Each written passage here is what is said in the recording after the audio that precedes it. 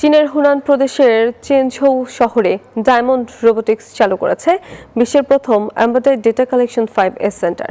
আগামী 15 জুলাই থেকে এটি পুরোদমে কাজ শুরু করবে। সাধারণ মানুষকে তথ্য সংগ্রহে দক্ষ করে তুলতে কেন্দ্রটি বিশেষ প্রশিক্ষণ ও আধুনিক সরঞ্জাম দিচ্ছে।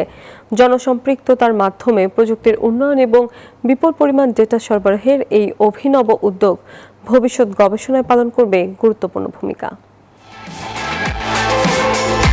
বদ্ধ পরিবেশে ডেটা সংগ্রহের চিরাচরিত প্রথা ভেঙে সাধারণ মানুষকে এই প্রক্রিয়ায় যুক্ত করার লক্ষ্যেই তৈরি হয়েছে এই কেন্দ্র। প্রদর্শন, প্রশিক্ষণ, সরঞ্জাম, সেবা ও সমন্বয়ের মতো 5টি গুরুত্বপূর্ণ ধাপে সাজানো হয়েছে।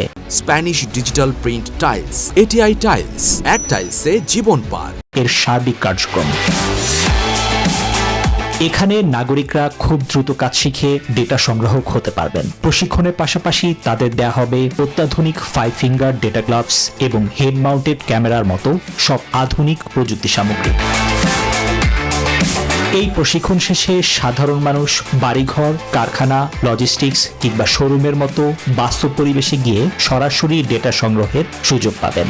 এর ফলে অত্যন্ত নির্ভুল ও বৈচিত্র্যময়ভাবে আধুনিক প্রযুক্তিতে সংরক্ষিত হবে মানুষের স্বাভাবিক কাজের ধরনগুলো।